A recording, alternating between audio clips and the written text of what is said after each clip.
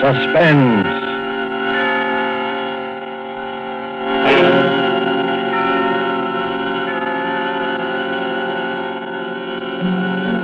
This is the Man in Black, here again to introduce Columbia's program, Suspense. With us again as star is Mr. Orson Welles, in the third of 4 successive appearances for the Suspense audience.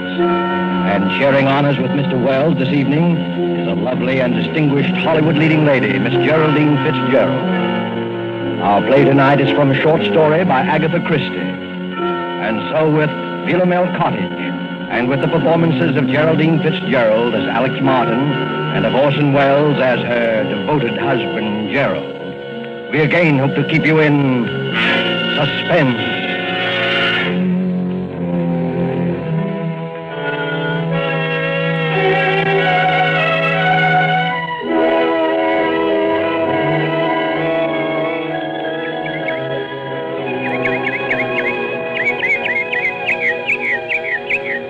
Philomet Cottage. What's that, Alex?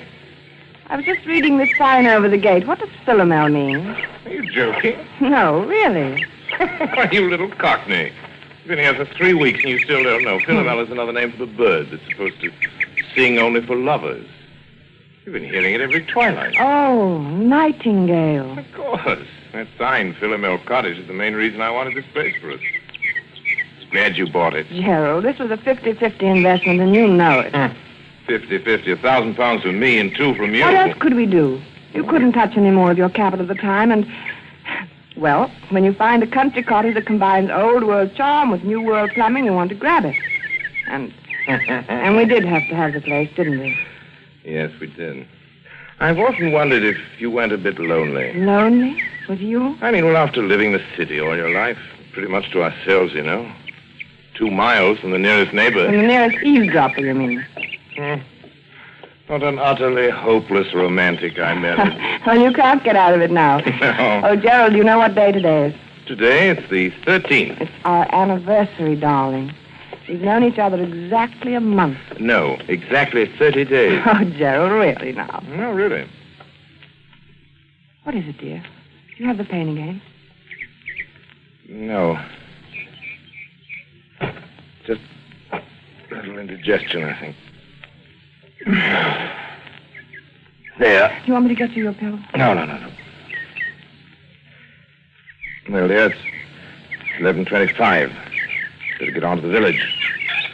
Now to get that camera equipment. And the human timetable walks through the garden gate. My dear, there's nothing wrong with system, even on a honeymoon. Sooner I go, sooner I get back. Oh, come on, Gerald. Forget your old photography. Why don't you stay and do some gardening? It'd be good for you. Better for old George. He gets paid for it. He's not due again till Saturday. The place will go to rack and ruin. Over my dead body. Goodbye, dear. Don't walk too fast, dear. Remember the last time. Be careful, darling.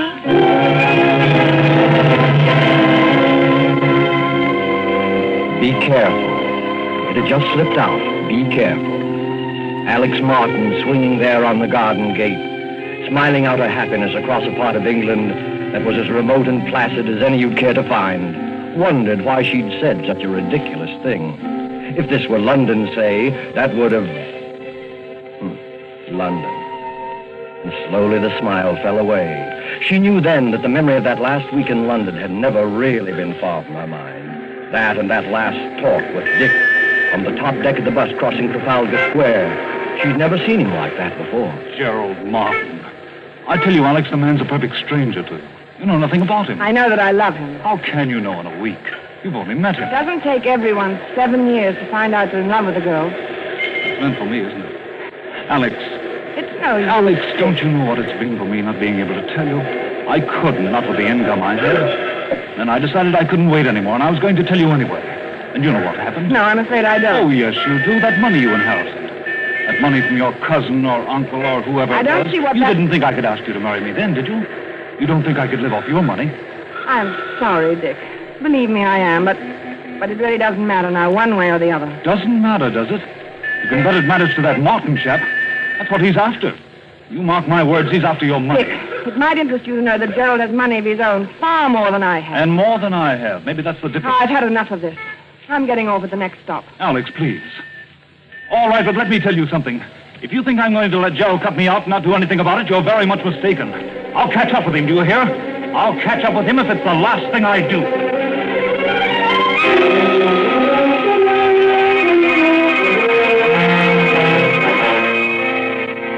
I'll catch up with him if it's the last thing I do. To Alex, that threat of just 1 month ago was merely a heat-of-the-moment outburst of hurt pride. And yet as she leaned on the gate of Philomet Cottage, it kept echoing in her mind. What swept it away, what brought her back to the rustic idyllic happiness of her life with Gerald Martin, was the ring of the telephone inside the cottage. Who could be calling? Couldn't be Gerald. Gerald had hardly had time to get beyond the turn in the road. Except if something had happened to him. If he'd had another attack. Maybe one of the villagers was trying to call to say that he... Well, she hurried then, and her hand shook a trifle. Hello? Alex, this is Dick. What? Who did you say? Dick? Why, Alex, what's the matter with your voice? I wouldn't have known it. It's Dick. Dick Wonderford. Oh, well, where are you? At the Traveler's Arms. That is the right name, isn't it? Or aren't you acquainted with your village pub? You mean you're here? Yes, I'm on a holiday doing a bit of fishing. Any objection to my looking up you two good people this afternoon? Oh, no. No, you mustn't. Why, Alex. I beg your pardon. Of course, I won't bother you if you'd rather I didn't. I'm sorry, Dick. I only meant that we'd be away this afternoon. Won't you come this evening? Thanks very much, but I'll probably be away by then. Depends upon whether a pal of mine turns up or not. Goodbye, Alex. Goodbye, Dick, and I hope that... Best of luck.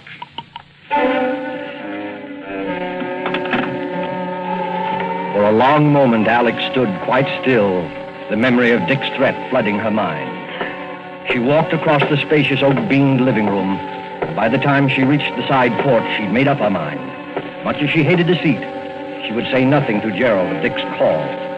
She stepped out into the garden, and for the second time that morning got a surprise. There, big as life, was her gardener, busily trimming the hedge. Why, George. I thought we agreed that Saturday was your day here.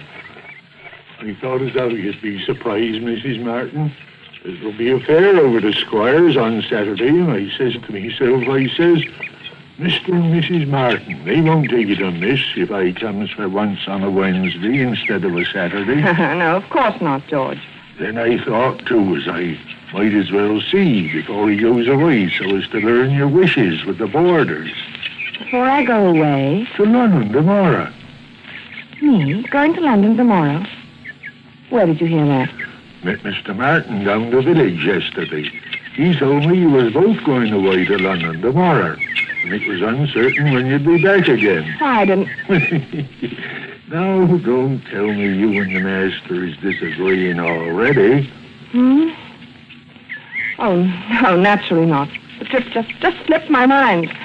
Get on with your work, George. Listen, never could understand why anybody'd want to go up to London, though. Like Mr. Raines, what used to have this house. He went up there, not to live, mind you. Yes, and after fixing up this place like he did, with taps all over everywhere, well, you're going to take a loss, I says to him when I sees the place up for sale. Ain't everyone as will have your fed for washing themselves in every room in this house, in a manner of speaking. But George, he says to me, I'll get every penny of £2,000 for this house. And sure enough, he did. He got 3,000. 2,000. Some he was asking was talked of at the time. And very high figure it was thought to be. No, George. You see, I gave 2 and, well, it really was 3,000. Yeah, don't tell me that Mr. Ames had the face to stand up to say 3,000, brazen like, in a loud voice. He didn't say it to me. He said it to my husband. I guess I'll do some spading now. The price was 2,000.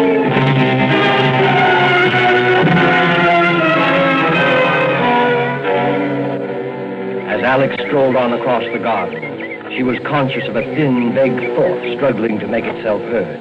Then, abruptly, it was gone.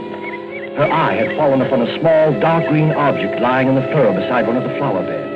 Gerald's diary. Her husband's pocket diary. She picked it up and opened it, scanning the entries with some amusement, once again reminded of Gerald's enslavement to time and system. It was the entry on page 21 that brought the smile to her face. April 14th. Marry Alex at St. Peter's Church, 2:30. And it was the entry on page 30 that took that smile away. She stared, puzzled, at the date on the page, Wednesday, May 13th. Why, that's today. Only one thing was written there, in red pencil. 6 p.m. What did it mean? What was to happen at 6 p.m.? As she stood there, that small, vague thought struggled to be heard once more. It was something Dick Winterfeld had said. Not the threat, not that wild, silly promise of vengeance, but something else. And then it came. A perfect stranger to you. You know nothing about him. Nothing about him. It was true. What did she know about him? After all, This is ridiculous. Gerald, my husband. I love him. I trust him. But Then she thought once again of that cryptic entry. 6 p.m. It was just 3 o'clock when Gerald, his arms laden with packages, walked up the garden path and came onto the side porch. Oh, Alex! The moment he opened the door into the living room, she noticed the rather odd kind of excitement about him. There you are. Miss me, darling? why wouldn't I? You've had time to buy out the whole village. Only the camera shop. No. If I don't have the best equipped darkroom this side of London, it won't be my fault. If you're not careful, that darkroom of yours is going to overflow the whole cellar. Oh, incidentally, here's something you've been watering the flowers with. Catch. My diary. I dropped it in the garden, did I?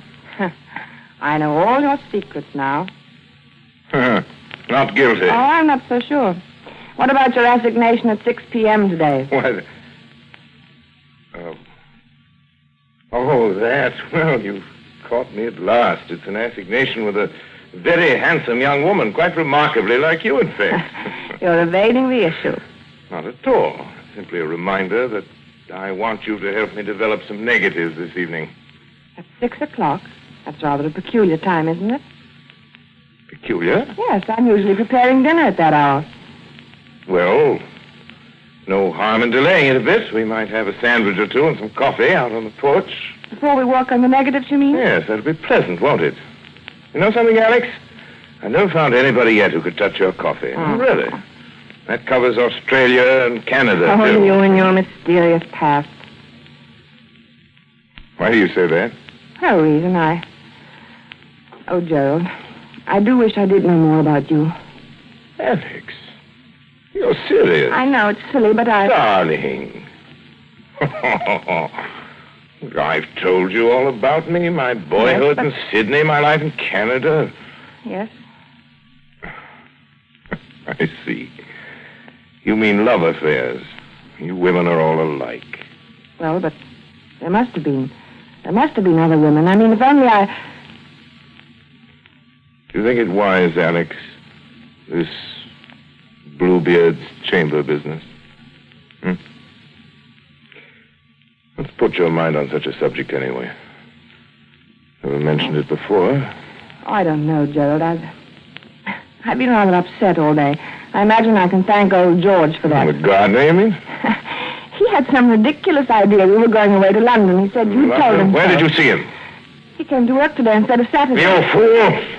Why, Gerald. How did you get this collar? Oh, Gerald, lie down. Look, lie down here. Here's some water. Here, darling. I'm all right. Sorry. Oh, I'm sorry, darling, getting you all upset. That's Well, because the stupid old gardener... I made some weak joke to him about go off to London in the morning. He must have taken it seriously, or else he didn't hear properly. You straightened him out, I suppose. Hardly. You know what a gossip he is. I didn't want the whole village to think my husband was leaving me in the dark about his plans. Are you all right now? You told him we were going then. Naturally.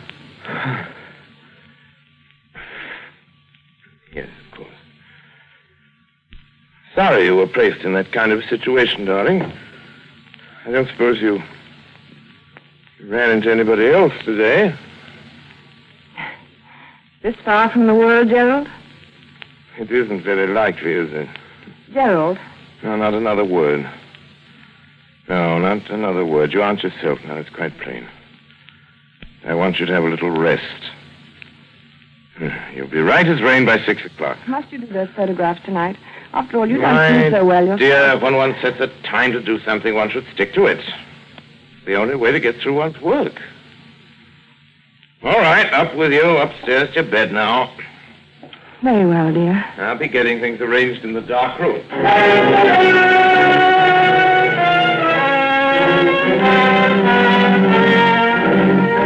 But for Alex, rest was more like a nightmare.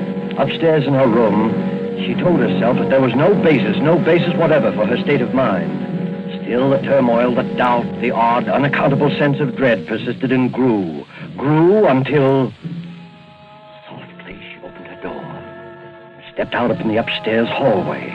Quite clearly, she knew what she must do, knew she must find some testimony to her husband's past, something to reassure her, something to kill that agonizing dread mounting within her.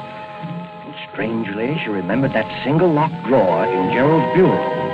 She tiptoed to the door at the head of the stairs, opened it, and entered her husband's room. The key, yes, the key. If only she could find the key that locked the drawer. But there was none in sight. She moved to the wardrobe, went through his coat pockets, and then there at her feet, there on the floor, she saw it. Swiftly, she stepped to the bureau, inserted the key, and it worked.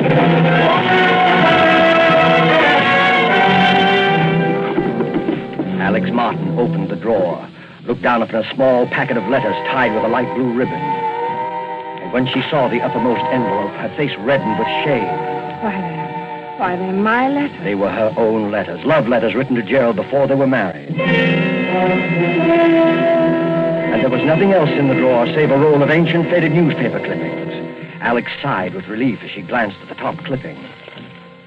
It was from an American paper, and it featured the trial of one Charles Lemaitre, Charles Lemaitre, a notorious swindler and bigamist. A skeleton had been found beneath the floor of his house, and most of the women he'd married had never been heard of again. Another of the clippings described Lemaitre's behavior in court, his interest in the cameras of the news photographers, his sensational escape from prison. Another displayed his picture, a long-bearded, scholarly-looking fellow. It reminded her of someone. But who? She couldn't tell. She glanced at the caption beneath the picture. Modern Bluebeard. Modern Bluebeard. Yes, that's what she read. Her eyes went back to the picture, and in a flash, they saw the resemblance. She ran through the other clippings. Dates had been found in the man's pocket diary, dates it was contended when he had done away with his victims. He was an amateur photographer. He was from Sydney, from Canada. He was subject to heart attacks. He was... Gerald!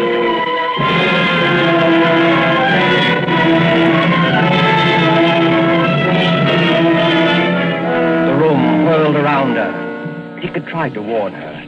Dick had been near her that morning. She turned him away. It was then that she noticed the sound. She turned toward the bright new pipe in the corner running up through the room. From below, near its base, something was striking that pipe, as though someone were... That was it. As though someone were digging. Lemaitre was preparing the dark room for the latest one of his victims. 6 o'clock. That was the date, 6 o'clock. Less than an hour from now. Suddenly, all the jigsaw pieces shot into place. The money paid for the house, her money only. The bond she'd entrusted for his keeping. And suddenly she heard no sound. The digging had stopped. She must escape from this house at once before he came up. The clippings, right back in the drawer. Don't lock it, don't bother, just get away. She rushed to the door, out to the hall, and stopped frozen.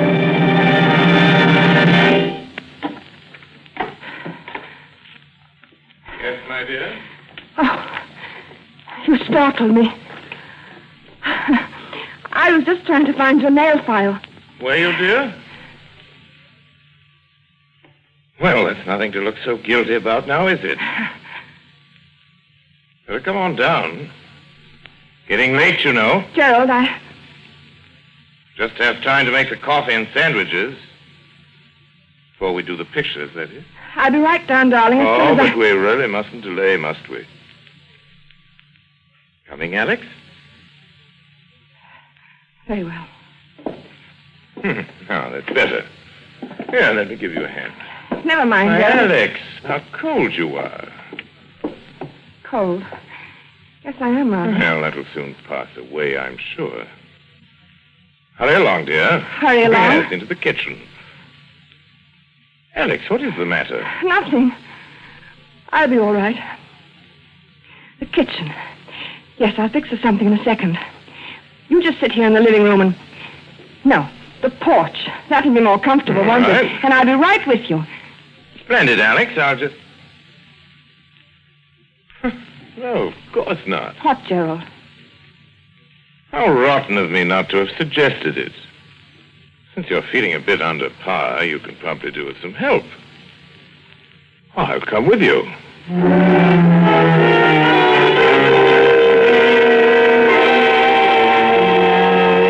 She knew then that some way, somehow, she must get word to Dick Winterford. The fact that he might be gone by now, the memory of him telling her so, she resolutely put out of her mind. There must be no more panic. She must be in utter control of herself. Alex, carrying the coffee out to the porch, glanced at the clock upon the mantel. 10 minutes till 6. Her very life hung by those next 10 minutes, by her ability to think coolly and swiftly, because standing beside her was a man as determined as he was insane. A pity you're so abstracted, my dear. What? Why do you say that? Well, because you're missing the loveliest sight you're ever likely to see again. Look out beyond the garden. First soft shades of twilight. Twilight. Over Philomet Cottage. Now, I say, Alex, you are below par. What do you mean? First time you've ever slipped on the coffee. You must have talked in the entire canister. I'll be more careful after this. Oh, dear. That reminds Alex, me. where are you going? Nothing to get excited about, Gerald. I forgot to order meat for tomorrow. I'm just going to phone the butcher. The butcher this time of evening? He generally stays late on Wednesdays. I'll be right back, darling. Don't shut the door, Alex. It keeps the insects out of the living room. You're not afraid I'm going to make love to the butcher, are you?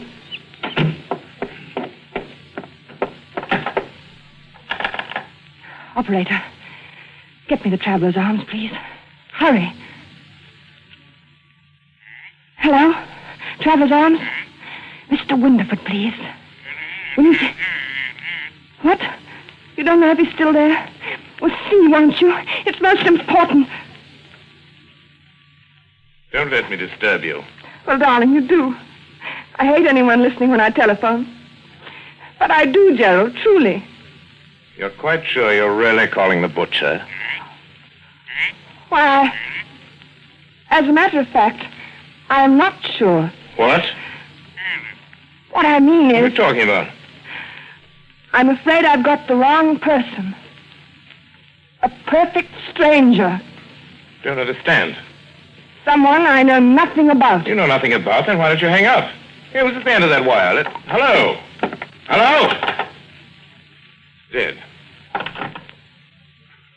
All right, my girl. Might as well get started. We're late now. Late? for the Precisely pictures? 3 minutes past 6. Why, Gerald, it won't be 6 o'clock for 8 minutes. Look at the clock there on the mantel. I don't go by that relic. I go by my own Gerald, wristwatch. listen. Stop pacing and listen to Well? me. I don't feel up to it tonight. I'm upset. I'm tired. Alex, I promise you, you won't be a bit tired after it's over. I'm not going to wait 1 minute longer. I won't do it. Come along, I'm not Alex. coming with you. Come along. No. I'll carry you there. You will, you hear? No, stop. You will. I've got something to tell you. Something to confess. Confess. Yes, to confess. Something I ought to have told you before. I've had my secret past, too. Former lover, I suppose. In a way, but something else. You'd call it... Yes, I expect you'd call it a crime. Crime? You? Yes, I don't believe it. yes. You better sit down, Gerald. There. I told you I'd never been married before. That wasn't entirely true. There was a marriage. When I was 22, He was an elderly man with a little property.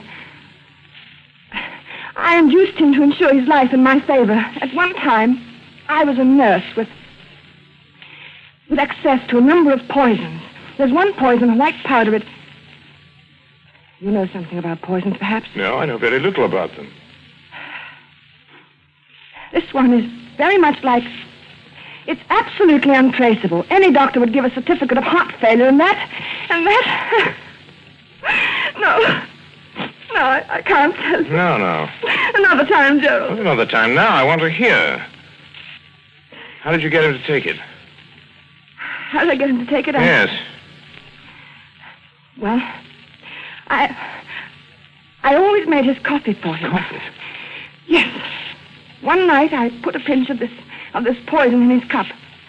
I remember that evening how very much like this it was, how peaceful. He gasped a little, tried to move from his chair, but he couldn't. Presently, he died. How much was the insurance money? About £2,000. I speculated. I lost it. It was over 2 years before I married again. He was a much younger man, quite well off. There was a will in my favor. He liked me to make his coffee, too, just as my first husband had done. I make very good coffee. Alex! It was the same, along about twilight. Alex! I remember it perfectly. How nervous and upset I'd been all day, wondering if it would turn out all right. Coffee. But it did. It was the same as the other. He just sat there in his chair and he died. Our village doctor pronounced it heart failure. Alex! My husband did have a weak heart, you see, and that helped a great deal. Alex, listen! That netted me over £4,000. I didn't speculate. Coffee! That's why it tasted that way. You devil, you poisoned me! You poisoned me! Yes, I poisoned you. And already the poison is working. You see? Kill you! You can't move from your chair. You're lying. You're lying. I'll kill you! You can't move. You're helpless. I'll kill you.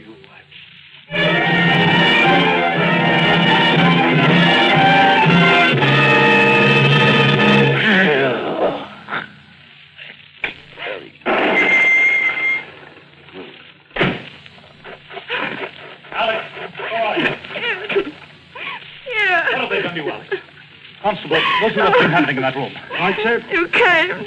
You did hear me. Oh, you silly girl. You went to the trouble to call me up and talk about someone you knew nothing about. I certainly knew not to come. Excuse me, sir. What did you find, Constable? A man sitting in a chair. Heart trouble, it looks like, sir. And yes? Well, sir, he's dead. Your husband, ma'am? You might say a perfect stranger. He was just sitting in his chair and presently he died.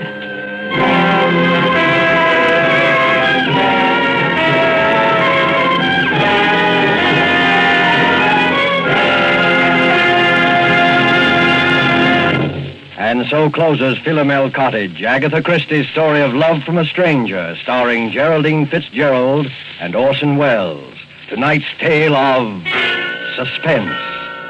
This is your narrator, the man in black, who conveys to you Columbia's invitation to spend this half hour in suspense with us on October 19th, 1 week from Tuesday, when Orson Welles will again be our star.